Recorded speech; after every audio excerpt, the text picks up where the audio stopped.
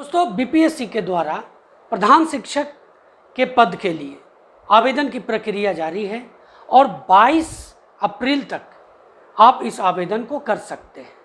दोस्तों, हो सकता है आगे भी इसको लेकर के डेट को बढ़ाया जाए, यानी जो आखिरी डेट है 22 अप्रैल उसको आगे भी बढ़ाया जा सकता है, जैसा कि प्रधानाध्यापक वाले केस में देखने को मिला।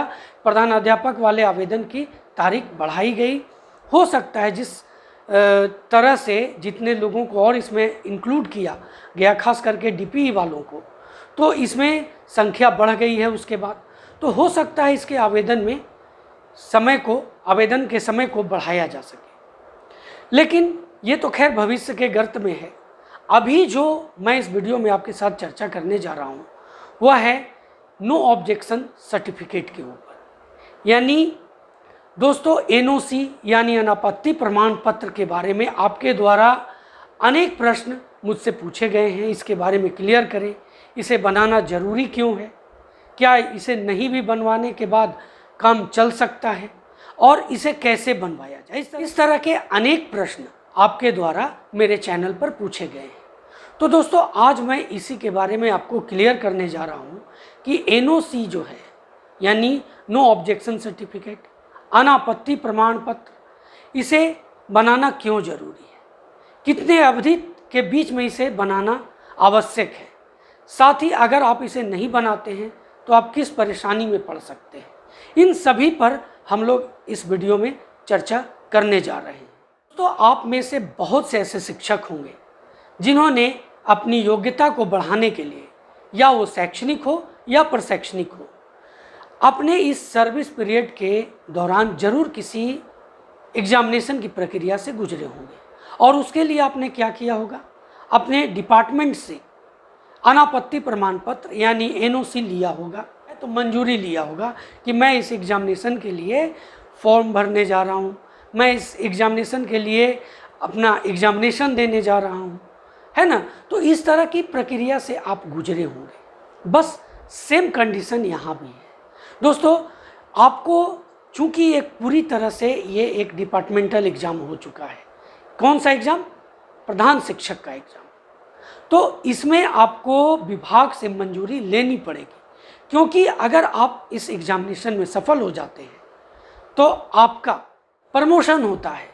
दोस्तों, जैसा कि जान लीजिए कि अभी आप शिक्षक हैं, और जब आप इस एग्जामिनेशन को क्लियर कर लेंगे, पास कर जाएंगे इस एग्जामिनेशन में, तो आप प्रधान शिक्षक बन जाएंगे। तो आप सोच लें कि आपका क्या हुआ, प्रमोशन हुआ। अब इसमें अगर आप डिपार्टमेंट का अनुमति नहीं लेंगे, एनओसी नहीं लेंगे, तो कल पेच फंस सकता है। तो इसके लिए आपको अनापत्ति प्रमाण पत्र जरूर ले लेना चाहिए। उनको अपना उत्तर मिल चुका होगा जिन्होंने ये प्रश्न किया था कि एनओसी बनाना जरूरी है अथवा नहीं।